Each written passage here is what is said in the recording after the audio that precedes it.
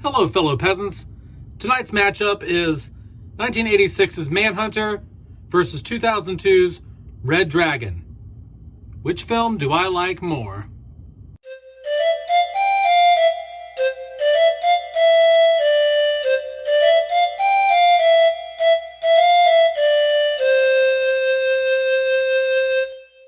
All right, guys, so over the last couple days, I've watched Manhunter and I've watched Red Dragon back to back, and I've decided to grade them and decide which one I like the most based on certain criteria. And the criteria are the best Will Graham performance, the best Francis Dollarhide performance, the best Hannibal Lecter performance, best cinematography, best acting, the best opening scene, the best ending scene.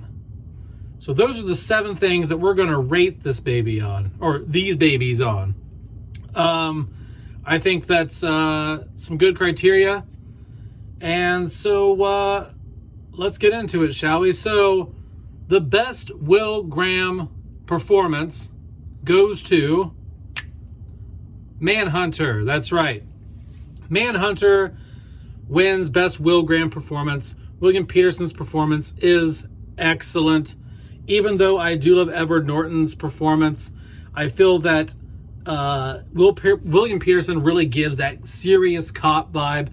You really buy it from him. He just looks like a goddamn cop. He just looks like he's a man who knows his business, and he's very serious.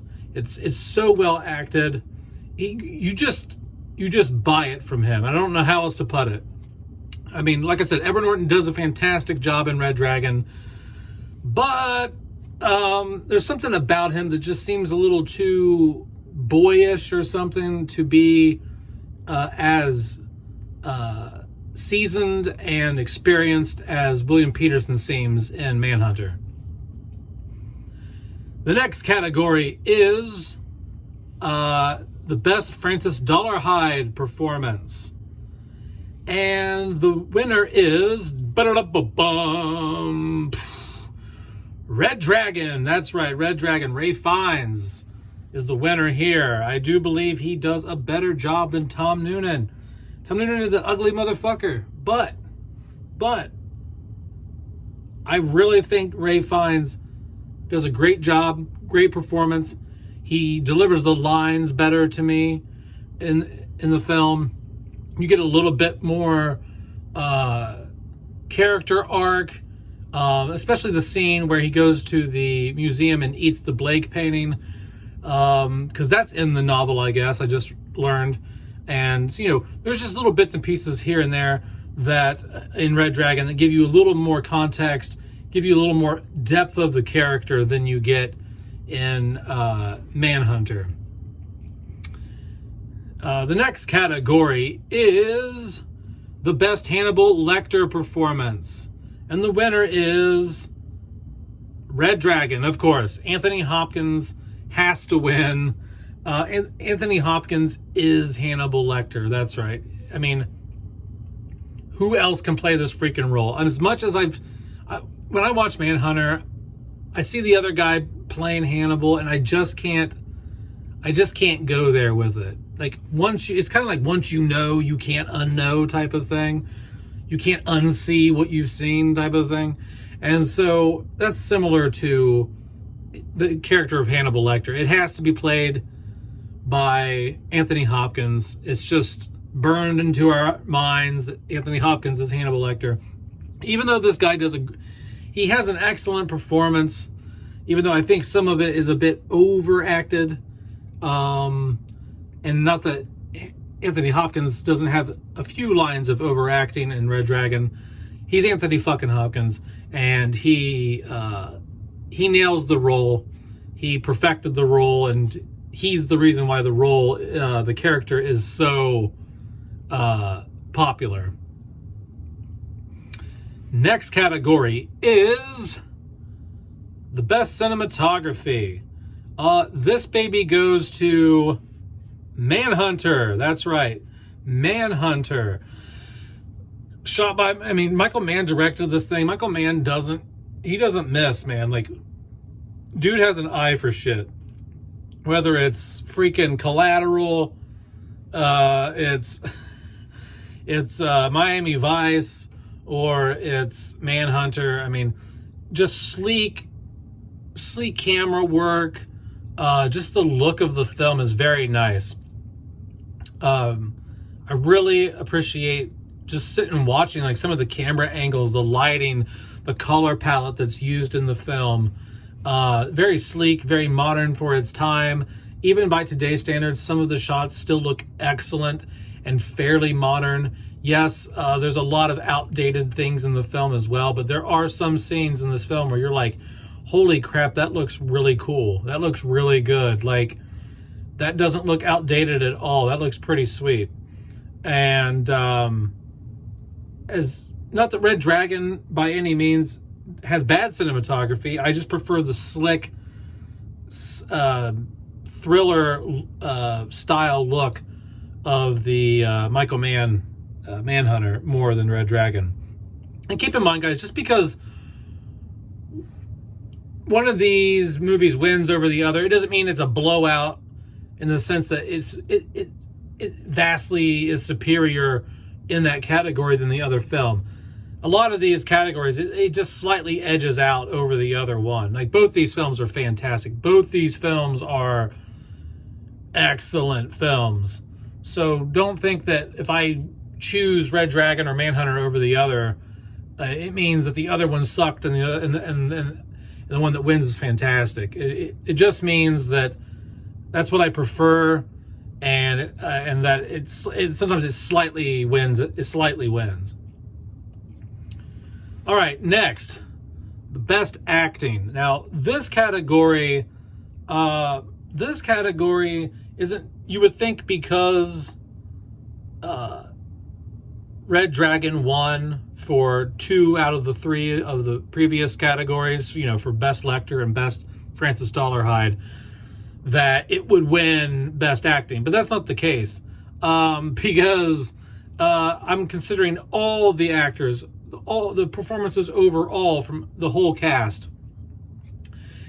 And for this category, as you can guess by my tone and what I just fucking said, Red Dragon wins for the best acting.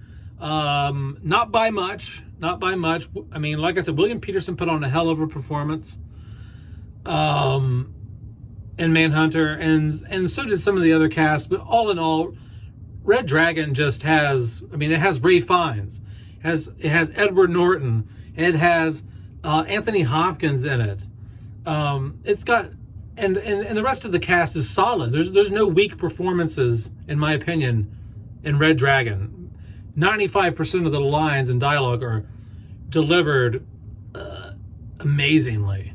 So I think, once again, this is one that it's a category where it's slightly better than Manhunter. Manhunter has great acting and great actors in it, but William Peterson's performance can't carry all the weight by itself. His performance alone is not enough to outshine everyone else in Red Dragon, in my opinion. And then the next category is the best opening scene. So if you don't know, there's differences between Red Dragon and Manhunter. Manhunter opens up with a brief shot of the Tooth Fairy going through the lead's home and going up to the bedroom, and then it cuts right before he kills the family or whatever, and then it cuts to Will Graham on the beach with his family and his buddy coming up to ask him to come look for the Tooth Fairy. The opening in Red Dragon is a scene where Hannibal Lecter is at a symphony, and then he goes, then it goes to his house where he's throwing this party for the symphony committee. After dinner, Will Graham shows up and figures out that Lecter is the killer, and they have a little dispute. They have a fight. Lecter ends up getting shot and stabbed with arrows, and Will Graham ends up being stabbed in the side. Lecter stabbed him, and then Lecter gets arrested, and then it cuts to some newspaper articles, and then it cuts to later on, like years later. In my opinion, Red Dragon wins. That's right, Red Dragon is the winner for best opening scene. Because I like the background. I like seeing the scene. I like seeing Hannibal outside of his cell. You don't get a whole lot of that other than in the... You get that in the Hannibal movie, yes, but you don't see a whole lot of his life before he was a criminal. Like Hannibal, he's on the run a lot. He's lurking around in the shadows and, you know, trying to evade the law. But in Red Dragon at the beginning, he's going to symphonies. He's having dinner parties. He's considered a normal human being. And it's kind of cool to see that. And the opening scene is so well acted between Edward Norton and Anthony Hopkins. Just the tension there. It's very nice. It's very nice. And then, last but not least, the final category is the best ending scene. The best ending. So, if you don't know, Manhunter ends with Will Graham busting into Francis Dollarhide's home, the Tooth Fairy's home, and blowing his ass away. And that's it. And then it's done deal, and it cuts back to him living happily ever after with his wife and son at the beach. And that's not a bad ending. It's not a bad ending. It's not a bad ending. Red Dragon ends with you think that Francis Dollarhide died. You think he burned up or shot himself in the fire in the home, which is completely different than Manhunter. And then Will Graham goes back to his home in Florida with his wife and son, and he gets a call from his buddies at the FBI, and they say, "Hey, just want to let you know, those teeth did not belong to Dollarhide. They belong to somebody else." And at the same time, Will Graham's son is like in the house supposedly getting stuff for s'mores for the campfire. And he's like, he's been in there for a while. What's he doing? And so basically, it's a nice little twist at the end, because you think Dollarhide's dead, but he's not. He actually is still alive, and he's traveled down to their home in Florida to kill them. And Edward Norton ends up having to save his son and his wife by blowing Francis Dollarhide away. And then that's the ending of the movie. And they finally get their happily ever after. The winner, in my opinion, is Red Dragon again. Yes, Red Dragon again.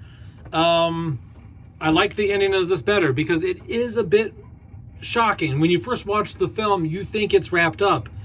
You think he's getting his happy ending, and then bam, finds out the sick fuck showed up to his house. He wasn't dead after all. And it's just a nice moment. It's a nice moment of tension. He's walking through the house with these two knives looking for the fucker. And he finds the Tooth Fairy up in the bedroom with the son, with a knife, with like a piece of glass to his face. And he has to use reverse psychology. He has to use the same psychology that the Tooth Fairy's grandmother used on him, and because he starts yelling at his son the same way that the Tooth Fairy's grandmother yelled at him. And so the Tooth Fairy starts feeling bad for the son, so rather than trying to kill him, he leaps at Graham. They have it out, they stab each other a bit, then they shoot it out. And I just really like the ending. I think it's cool. I like when you think something's over and then you're like, oh shit, it's not. This isn't a good situation right now. Damn, we're not prepared for this. I like that. But that's it, guys. So the overall winner is ding, ding, ding, ding, ding, ding, Red Dragon. Yes, Red Dragon won 5 out of the 7 categories. But just because it won that many doesn't mean that it blows Manhunter out of the water or anything. Sometimes it just slightly edges out in a lot of these categories. It's not something that's like, wow, it's so much better, or, you know. Now, real quick, to wrap up the video, there's two ways that you can look at these films, really. I do think Red Dragon is the better film, but you can also look at it as which one is the better standalone film and which one is the better prequel. And I think Manhunter is actually the better standalone film. And I think Red Dragon is the better prequel. Red Dragon is the better prequel because of the continuity with Anthony Hopkins and the ending where Anthony Hopkins at the end of Red Dragon is told that there's a young lady from the FBI coming to ask him questions, and he goes, "What's her name?" And it's alluded to that it's Jodie Foster's character coming to interview him, and then that directly leads into Silence of the Lambs. So for continuity, I think Red Dragon is the better prequel. But in terms of standalone film, if there was never anything after the novel Red Dragon or the film Manhunter, there was no franchise after that, I think that Manhunter is better as a standalone film, because it has a nice solid opening and ending, and the ending ends the way it should as a standalone film. Red Dragon as a standalone film wouldn't make much sense because at the end you don't really care who's coming to talk to him. The very last scene in Red Dragon is kind of fan service to just get you all excited and go, "Oh, they're talking about Clarice Starling." Okay, and if Red Dragon was a standalone film, that last line in the film wouldn't make much sense, and no one would really give a fuck. All right, guys. So all in all, I think Red Dragon is the better film when you combine all the categories together and you think about it as a prequel, standalone film, everything combined. When I sit down and I watch it, when I watch both of these, I think that Red Dragon slightly edges out over Manhunter. Let me know down in the comments below what you think. Do you like Manhunter? Do you like Red Dragon? Have you never seen the films? Did I spoil the shit out of these for you? If so, you probably should have stopped the video a long time ago. All right. Have a good one, peasants. Peace out. Bye-bye.